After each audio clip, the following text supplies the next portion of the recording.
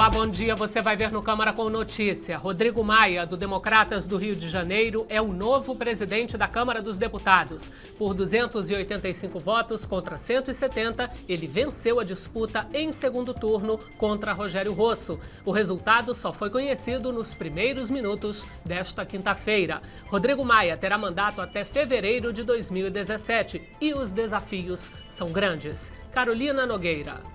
Pacificar o plenário, fortalecer a Câmara, fazer o diálogo da maioria com a minoria foram os compromissos assumidos pelo novo presidente no seu discurso de posse. Hoje é quinta-feira, 14 de julho. Agora em Brasília, 9h03. Esses são os destaques do Câmara com Notícia, que está começando agora. A Câmara dos Deputados já tem um novo presidente. Rodrigo Maia, do DEM do Rio de Janeiro, venceu Rogério Rosso, do PSD de Brasília, por 285 votos a 170.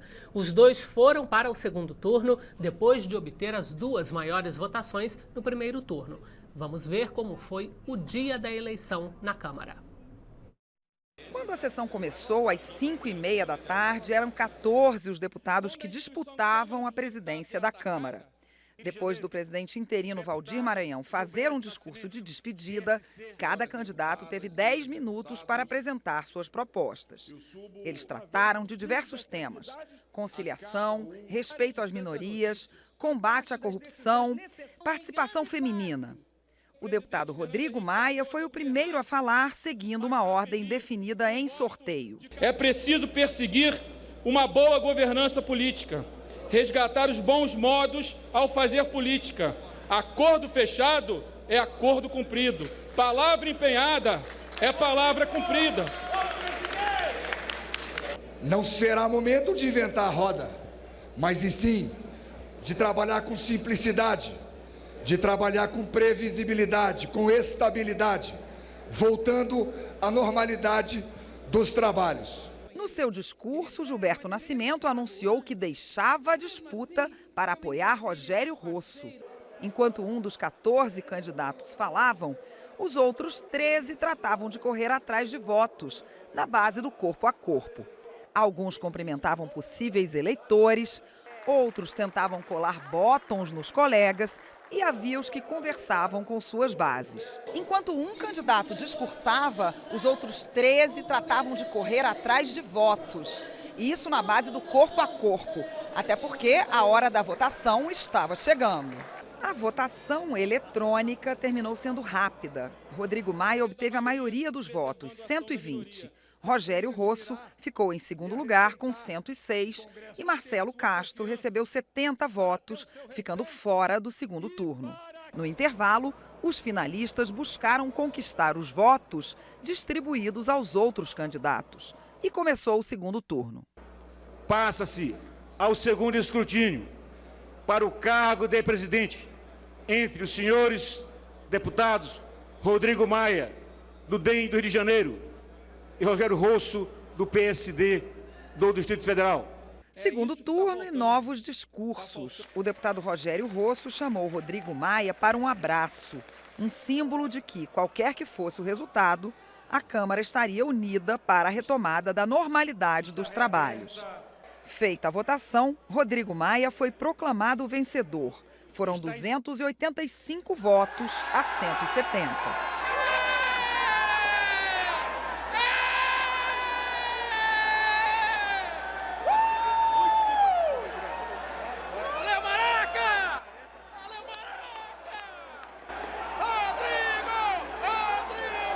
No discurso de agradecimento, a emoção do novo presidente da Câmara e um pouco das prioridades da gestão dele para os próximos 6 meses. Nós temos muito trabalho a fazer, nós temos que pacificar esse plenário, nós temos que dialogar a maioria com a minoria, nós temos uma pauta do governo que é importante, sim, para o Brasil, mas nós temos uma pauta da sociedade que vem através de cada um de nós, que precisa ser debatida, discutida e votada. Porque não só apenas do governo que vêm as boas ideias, de cada um dos nossos mandatos e de cada um dos nossos eleitores que vivem o dia a dia, certamente saem muitas boas ideias.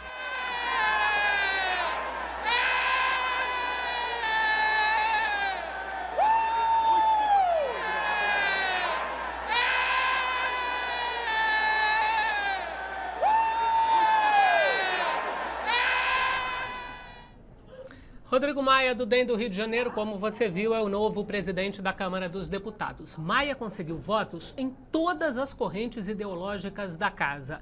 Ele prometeu agendar as pautas do governo, mas também se comprometeu a dar especial atenção aos projetos de lei de autoria dos próprios deputados. 285 votos deram a Rodrigo Maia a vitória. Ele recebeu o cumprimento de aliados e adversários. O novo presidente da Câmara tomou posse imediatamente após o segundo turno. Proclamo eleito no cargo de presidente da Câmara de Deputados para o período remanescente do biênio 2015 e 2016, o senhor deputado Rodrigo Maia. Maia elogiou o adversário de segundo turno, Rogério Rosso. Rosso foi um grande adversário, é um grande amigo e é um grande parlamentar. E agradeceu o apoio dos vários partidos que o levaram à vitória, como sua própria legenda, o DEM e o PSDB, que articulou a candidatura de Maia. Ele também agradeceu a ajuda de líderes de partidos que fazem oposição ao governo interino de Michel Temer. Afonso Florencio, obrigado. Obrigado pela confiança. Obrigado. Ao lembrar da família, Rodrigo Maia se emocionou. Quero agradecer a minha família, meu pai.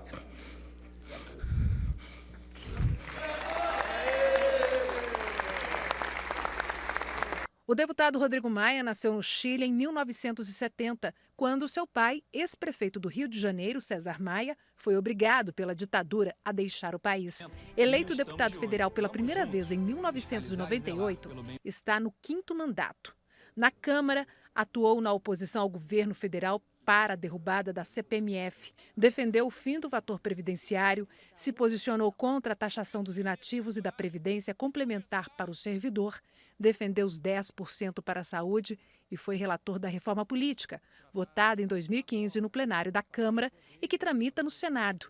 Ao finalizar seu discurso de posse, o presidente da Câmara, Rodrigo Maia, deixou claro que a prioridade das votações na casa não será apenas para os projetos vindos do Executivo. Nós temos uma pauta do governo que é importante, sim, para o Brasil, mas nós temos uma pauta da sociedade que vem através de cada um de nós, que precisa ser debatida, discutida e votada.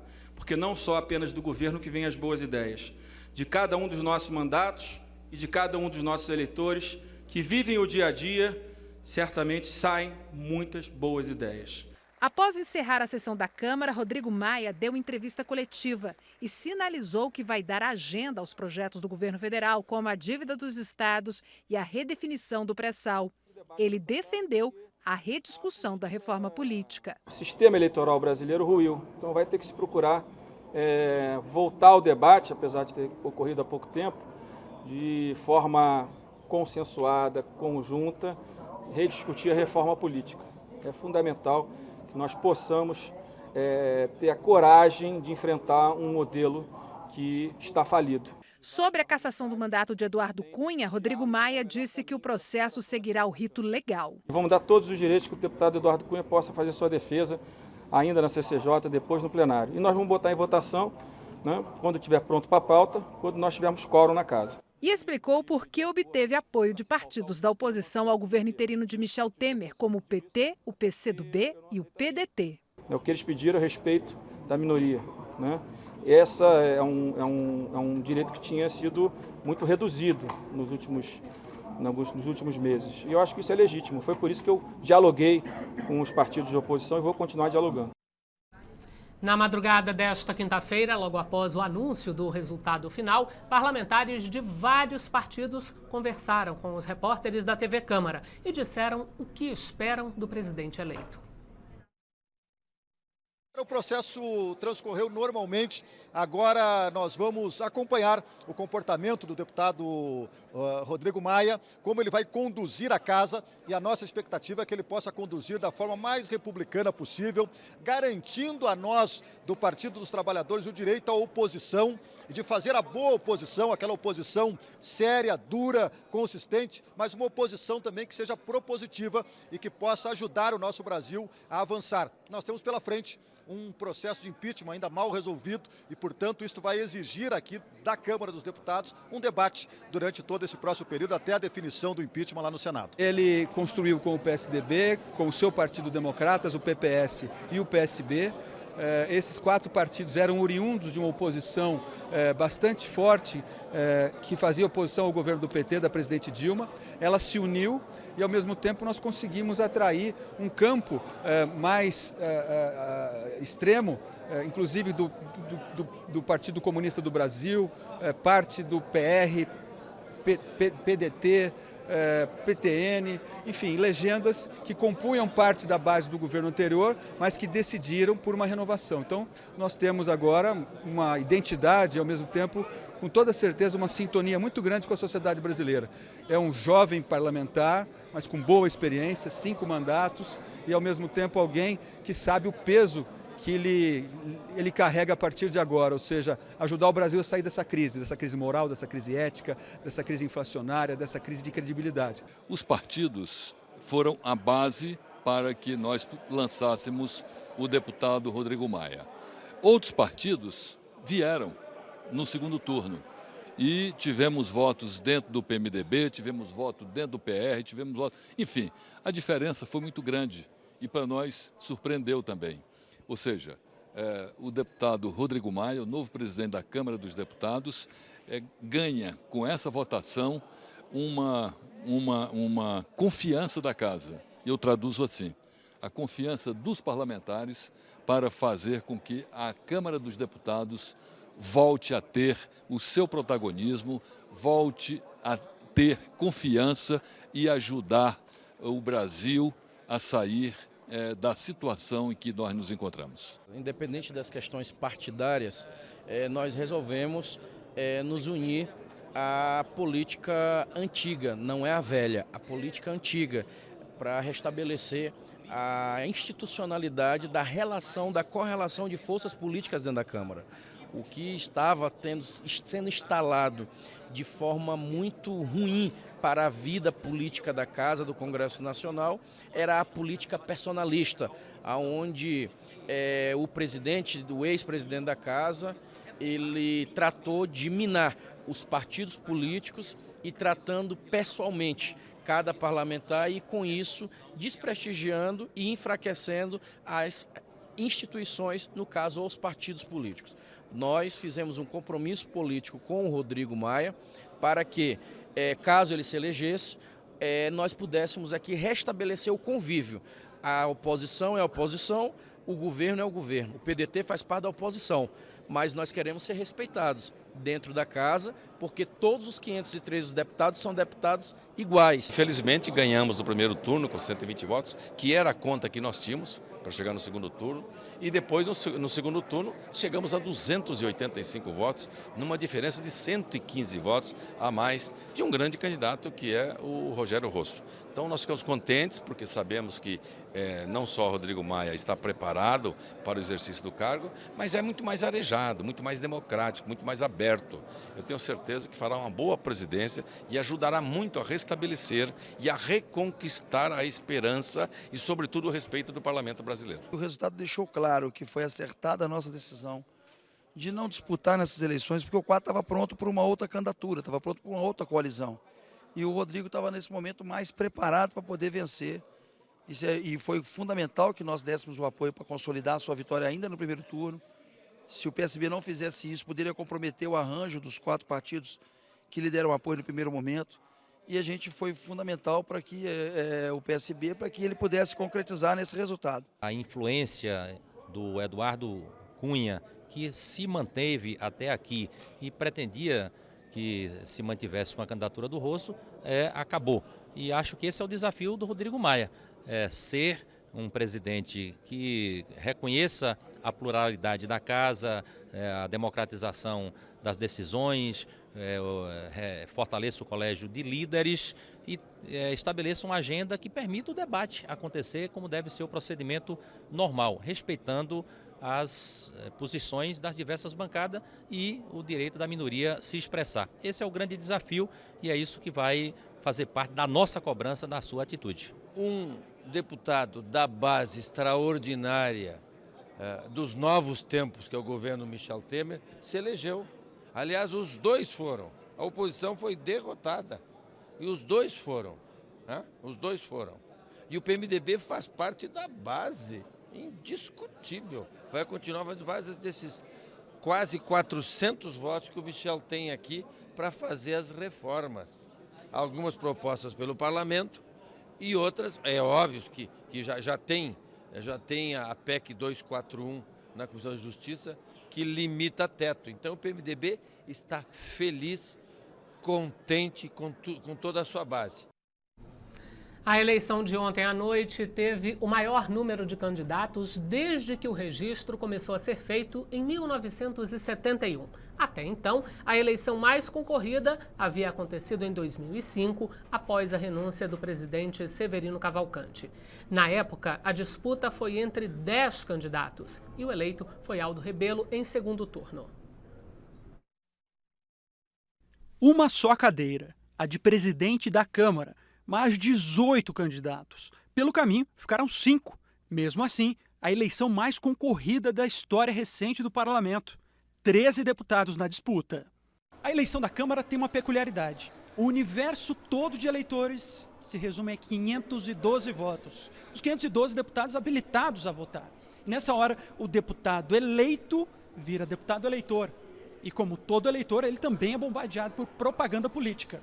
Eu queria te convidar a fazer comigo o trajeto que a maioria dos deputados faz ao deixar o gabinete, descer pelos elevadores e seguir em direção ao plenário. Vem comigo.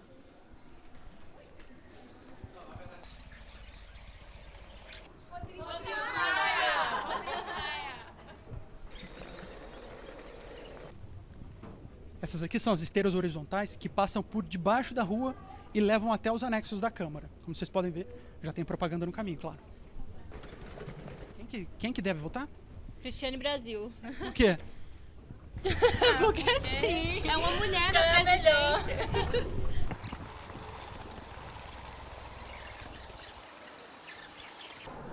Esse aqui é o hall das comissões, onde você tem acesso ao corredor e a todos os 16 plenários das comissões. Como você pode ver, já tem um clima diferente, justamente por conta das eleições. E se a ideia era fazer marketing, eu acho que o deputado Gilberto Nascimento saiu na frente. Listas ideológicas ameaçam o futuro da nossa jovem democracia. As camisetas coloridas são das meninas que entregam adesivos, fichas, falas, para convencer os deputados a votar. Gaguinho, nesse caso, receberam o apelido de gaguetes. Daí a propaganda para o deputado. E se cabe uma eleição onde só deputado vota, também cabe uma eleição onde qualquer um vota. Está aqui a eleição popular.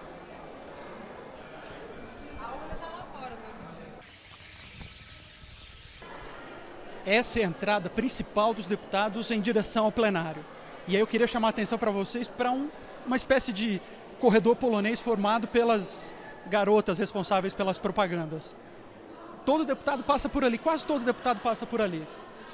E o que acontece é que eles não conseguem fugir da propaganda. Vamos passar também.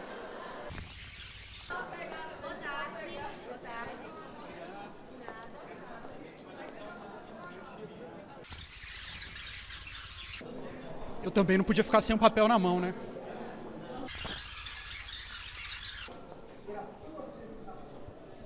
E o holograma fazendo sucesso.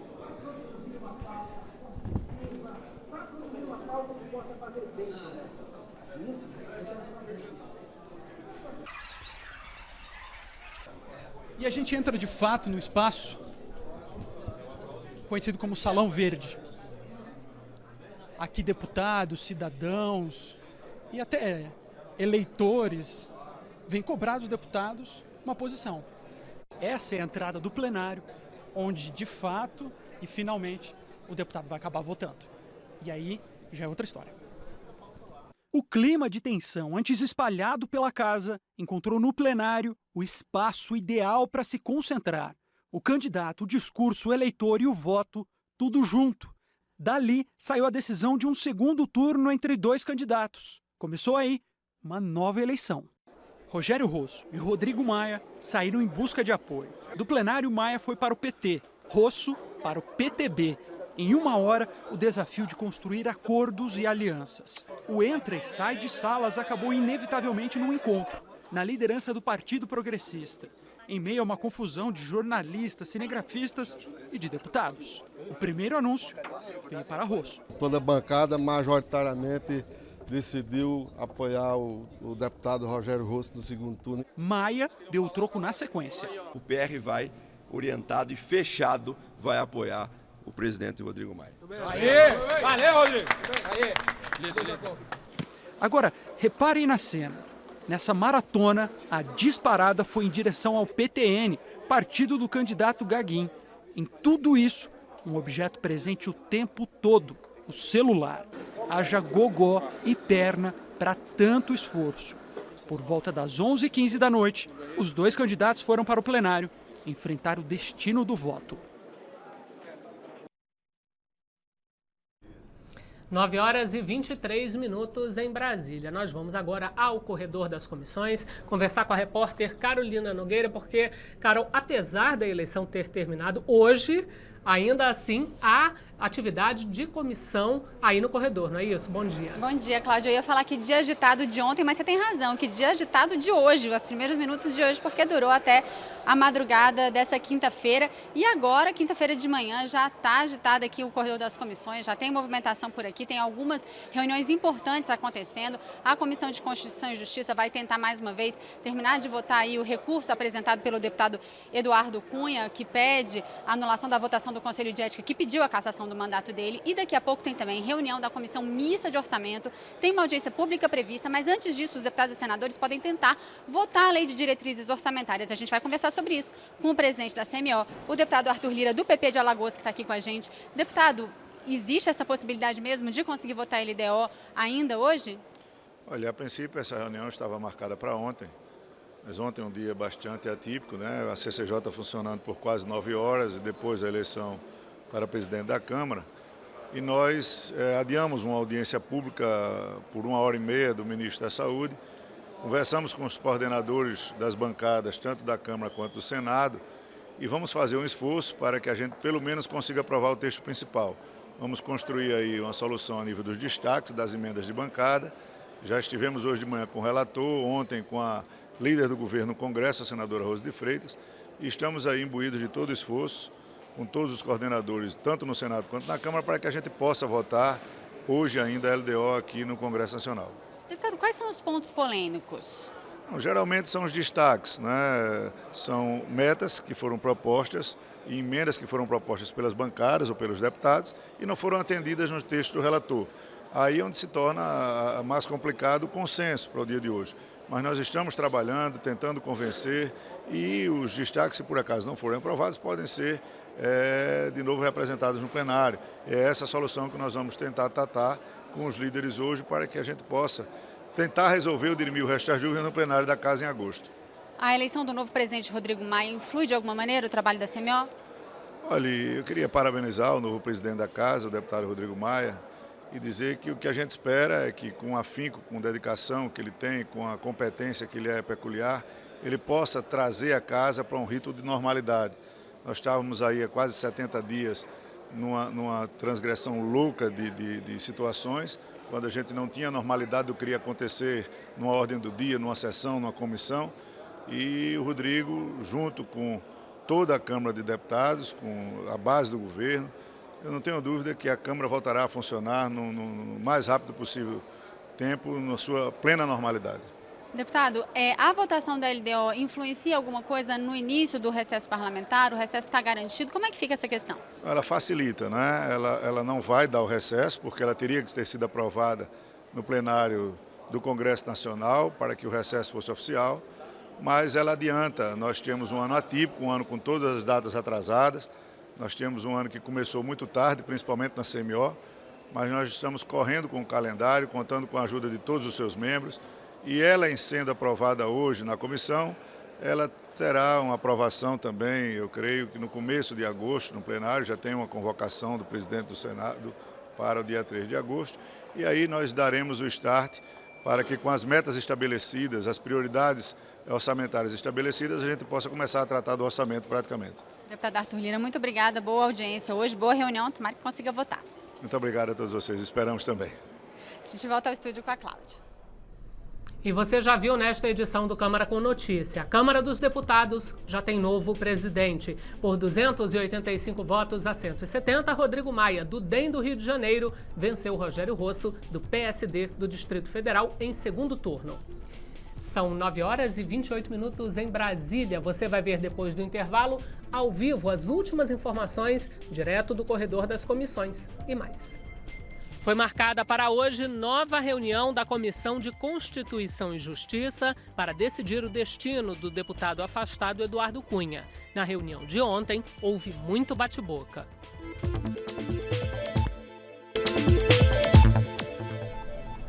São 9 horas e 30 minutos em Brasília. O Câmara com Notícia está de volta para informar que já começa na Comissão de Agricultura uma audiência pública que vai tratar da compra de terras por estrangeiros. E nós vamos voltar ao corredor das comissões para conversar com Carolina Nogueira sobre esse assunto. Carol, por que isso deve ser assunto de uma audiência pública? Por que isso preocupa os parlamentares? Cláudia, tem um projeto de lei em tramitação aqui na casa que trata desse assunto. Trata especificamente de estabelece critérios para a permissão, então, de que estrangeiros possam comprar terras aqui no Brasil. A gente vai conversar sobre isso com o deputado Heitor Chu, ele é do PSB do Rio Grande do Sul. Deputado, o que esse projeto muda na legislação? O que já é permitido? O que pode passar a ser permitido a partir da análise desse projeto? Na verdade, se nós formos olhar hoje, nós temos uma situação de áreas de fronteira, já tem restrições. Nós temos, por exemplo, uma empresa que vem aqui como montadora de veículos. Nós temos outras empresas de diversos setores, seja no setor do petróleo, enfim, que estão aqui. Agora, o que nós estamos questionando, e me chamou muita atenção quando vim aqui no ano passado, no primeiro mandato, o Brasil querer vender terra para estrangeiro. Esse é um assunto que não devia estar na nossa ordem do dia. Nós estamos nos desfazendo de um bem maior que Deus deu para o Brasil. Deu terra, deu clima, deu solo e nós temos gente que quer e sabe produzir.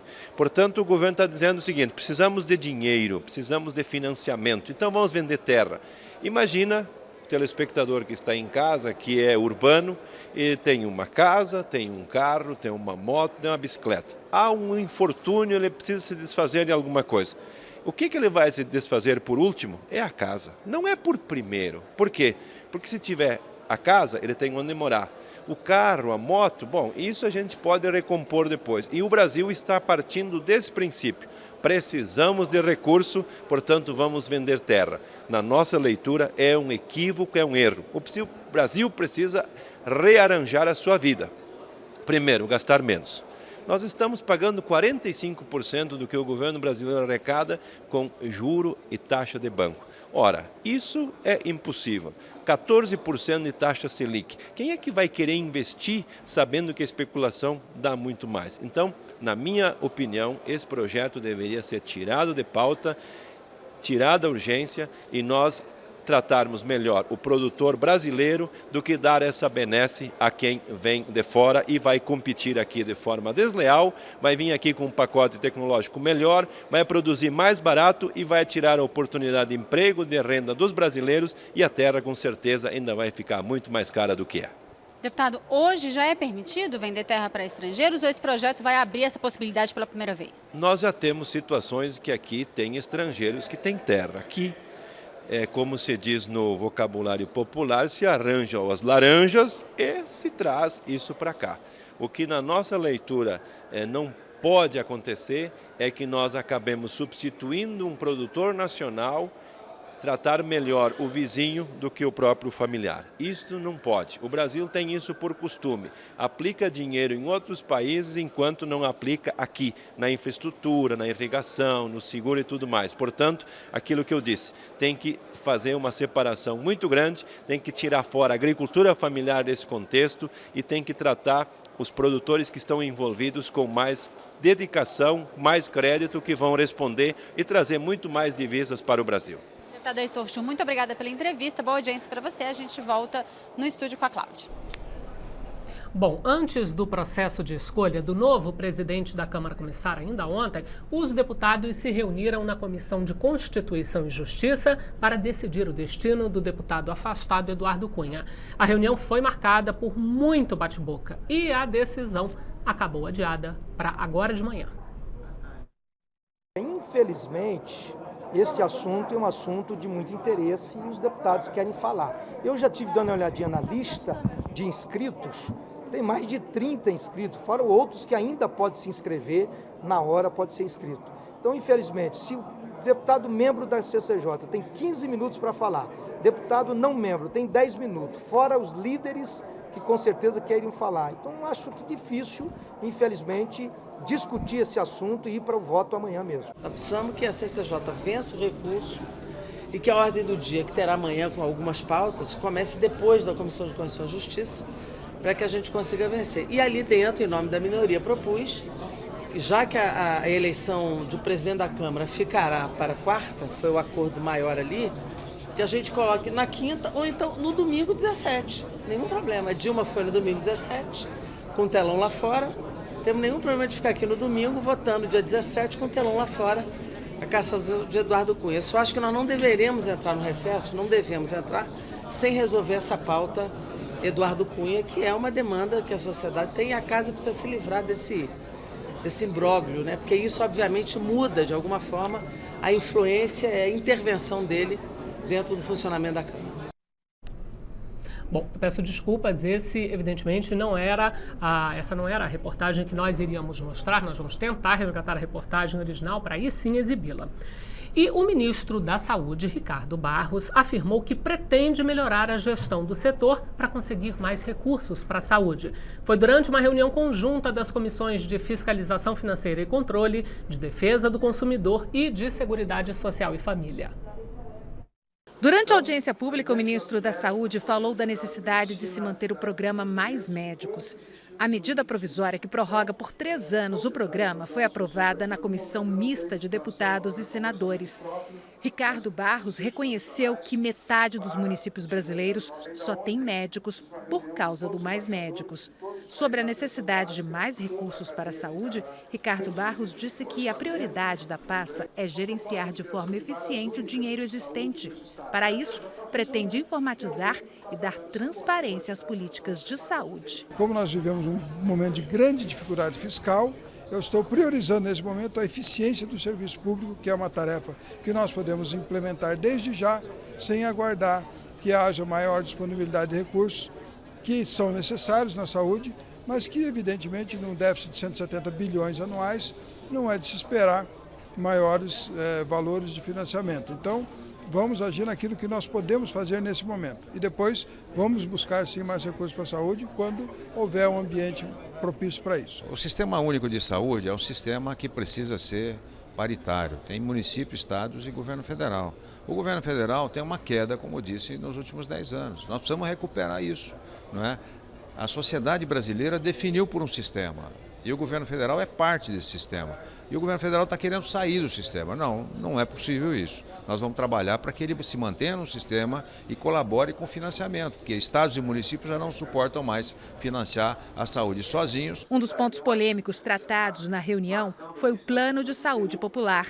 O ministro defende alterar as regras para que as empresas de plano de saúde ofereçam coberturas menores para a população de baixa renda. Nós não vamos conceber planos de saúde, o mercado é que tem que fazer isso. Nós apenas queremos que haja a possibilidade de planos com menor cobertura serem colocados no mercado. Isso faz parte de uma ação de mercado. Ninguém é obrigado a ter plano de saúde, ninguém é obrigado a se manter no plano de saúde. Portanto, essa é uma questão de oferta e procura do mercado. Nós só estamos propondo que a regulação permita planos com menor cobertura. Foi criado a obrigatoriedade de um elenco mínimo de procedimentos, foi criada a obrigatoriedade de uma cobertura mínima e mesmo assim ainda temos problema. Imagine se nós voltarmos ao tempo dos planinhos de faz de conta que só serviam para dar lucro aos empresários do setor saúde, que inclusive, é bom lembrar, financiaram a campanha de vários deputados. Bom, agora sim nós vamos ver a reportagem que mostra que ontem os deputados da Comissão de Constituição e Justiça se reuniram para decidir o destino do deputado afastado Eduardo Cunha. A reunião foi marcada por muito bate-boca e a decisão acabou adiada para agora de manhã. 7 horas de discussão não foram suficientes para a Comissão de Constituição e Justiça decidir sobre o recurso do deputado afastado Eduardo Cunha. De um lado, os aliados do ex-presidente estenderam o debate o quanto puderam. É inadmissível que esse julgamento se faça, julgamento desse recurso se faça no momento em que a Casa tem outras prioridades. Do outro, deputados da oposição cobravam agilidade nos trabalhos. Sempre que alguém ultrapassar o tempo, que é o instrumento que se tem para barrar uma obstrução além da conta, vou levantar o reloginho aqui, porque isso tem acontecido seguidamente. O relator na CCJ, deputado Ronaldo Fonseca, reafirmou os argumentos usados para acatar o recurso de Eduardo Cunha. Todas as votações do caso Eduardo Cunha no Conselho de Ética foram feitos pelo painel eletrônico. Neste dia, do dia fatídico, a decisão mais séria, mais contundente, que era aprovar o relatório do eminente deputado Marco Rogério pela cassação, foi feito de forma equivocada, no meu parecer, no meu entendimento. Por quê? Por que não fizeram pelo painel eletrônico, se todas foram feitas pelo painel eletrônico? O líder da rede, deputado Alessandro Molon, repudiou as declarações de Cunha na reunião de ontem da comissão. Sobre essa frase de que hoje sou eu e amanhã são vocês, eu quero primeiro repudiar essa frase. Eu não sei quantos membros dessa comissão vão vestir essa carapuça. Vão adotar o lado do representado com medo de que amanhã sejam eles. Eu quero dizer que eu não visto essa carapuça. Eu não aceito esse recado. Eu não vou me comportar como alguém que amanhã será acusado de ter conta na Suíça ou mentido em CPI. Porque eu não fiz nenhuma dessas duas coisas. O que eu falei clara e textualmente ontem, que 117 parlamentares possuem inquéritos ou ações penais.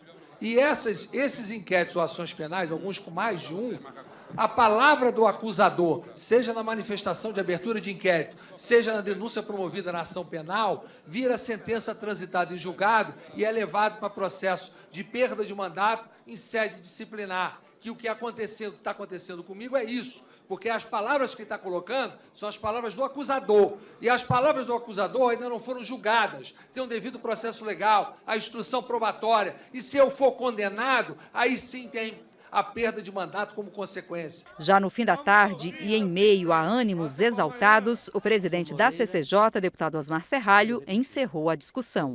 Continua a sessão, presidente. Ainda teremos os encaminhamentos, 2 a favor, 2 contra. Ainda tem palavra de líder. A votação do parecer, que é o que tudo indica, vai ser derrubado.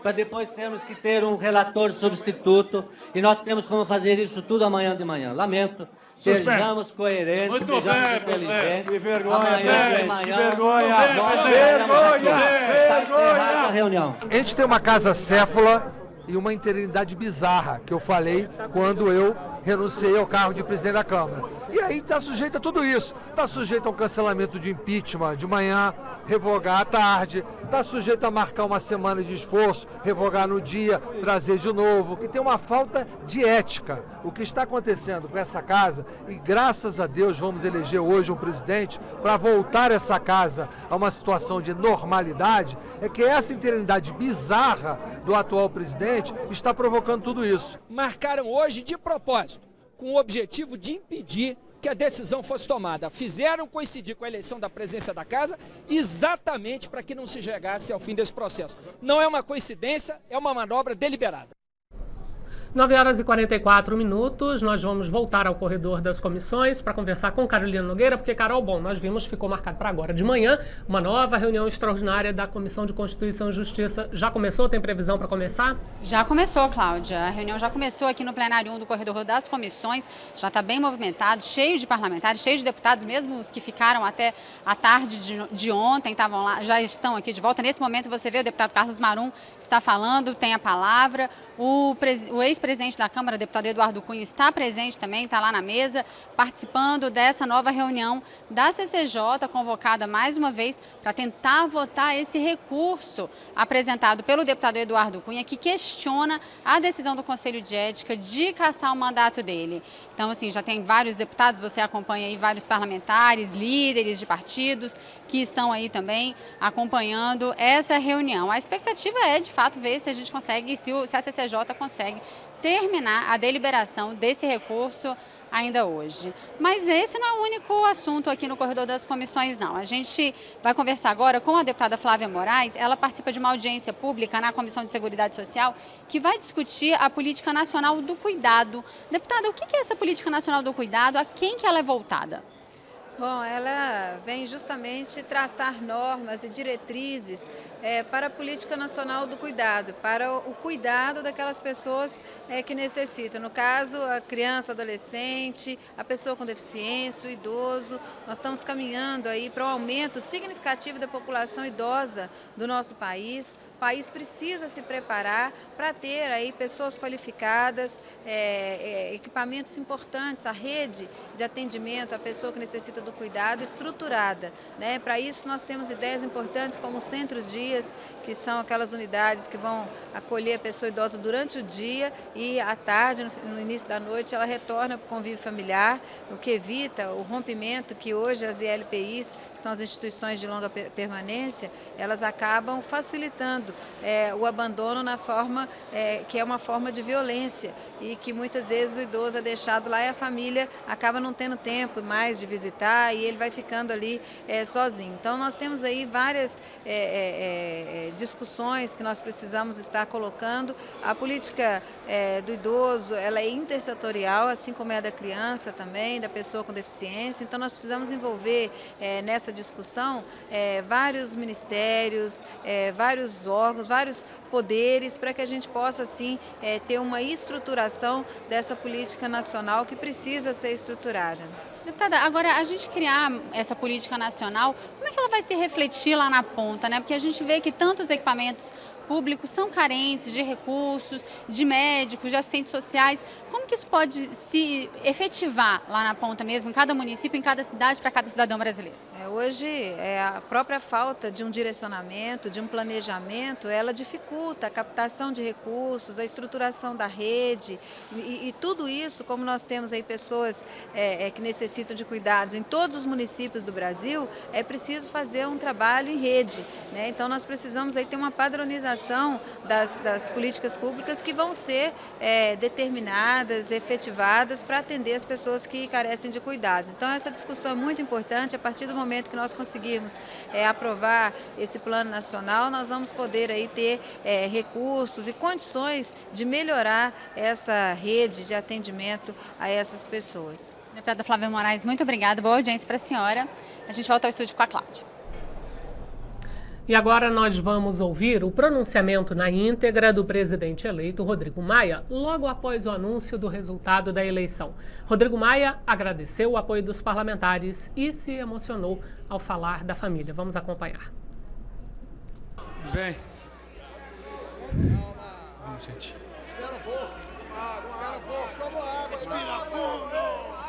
Folheto, obrigado. Cadê o Rubens Bueno?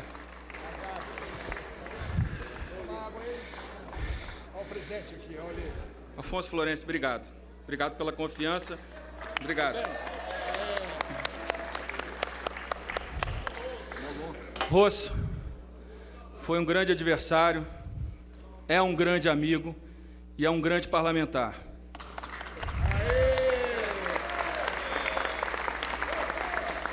Eu no meu primeiro mandato nunca conseguiria ter a desenvoltura que o Rosso tem. Então a gente tem que Tem que agradecer, foi uma disputa limpa na política, né? Na política, isso que é importante, é assim que a gente deve fazer. Quero agradecer a minha família, meu pai.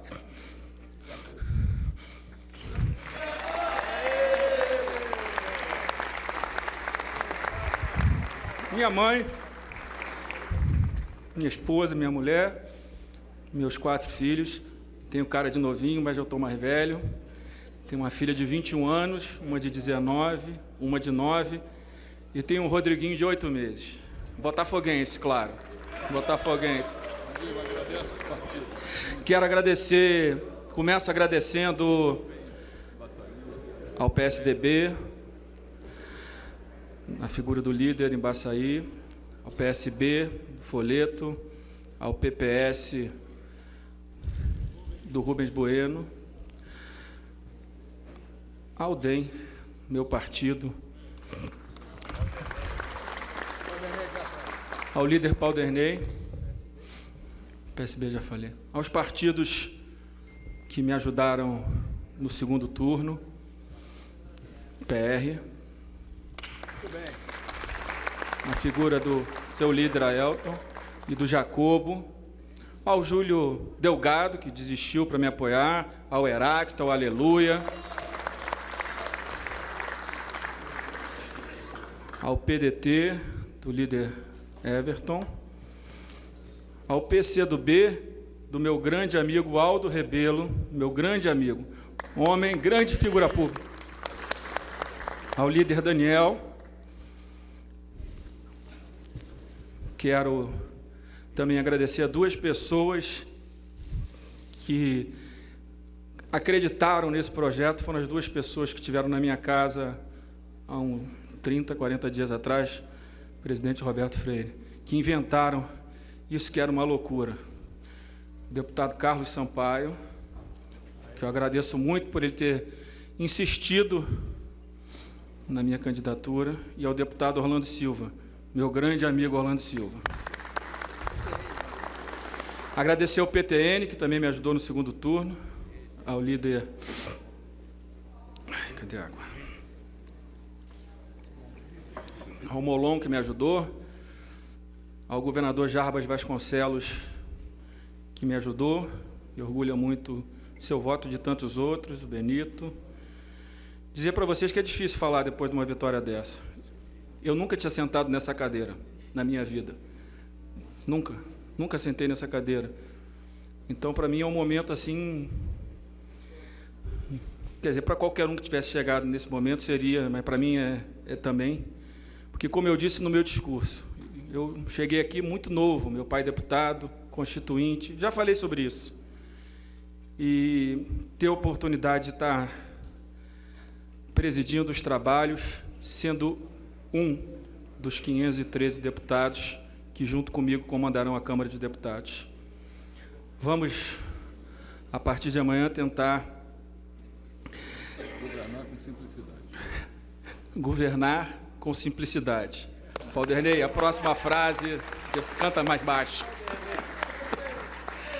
Mas vou agora, para encerrar, quero agradecer, dizer que nós temos muito trabalho a fazer, nós temos que pacificar esse plenário, nós temos que dialogar a maioria com a minoria, nós temos uma pauta do governo que é importante, sim, para o Brasil, mas nós temos uma pauta da sociedade que vem através de cada um de nós, que precisa ser debatida, discutida e votada. Porque não só apenas do governo que vêm as boas ideias, de cada um dos nossos mandatos e de cada um dos nossos eleitores que vivem o dia a dia, certamente saem muitas boas ideias. Então, quero, mais uma vez, do fundo do meu coração, eu sou muito emotivo, não sei nem como eu não chorei no discurso. Vem os deputados atrás de mim, toma calmante, você não vai aguentar. Hoje que eu aguentei, mas tomei 3 calmantes. Então, gente, eu vou aqui encerrar a sessão, nada mais havendo a tratar, vou encerrar os trabalhos, antes convocando sessão não deliberativa de debate para hoje, quinta-feira, 14 de julho, às 14 horas. Cumprimento os funcionários que ficaram até essa hora trabalhando. E está encerrada a sessão. Muito obrigado. Muito obrigado.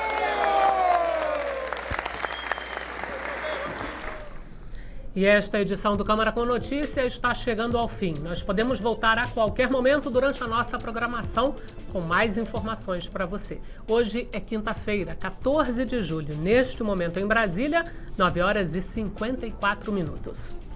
A partir de agora, você acompanha ao vivo reunião extraordinária da Comissão de Constituição e Justiça, que analisa o recurso do deputado afastado Eduardo Cunha contra a decisão do Conselho de Ética, que decidiu pela cassação do mandato dele.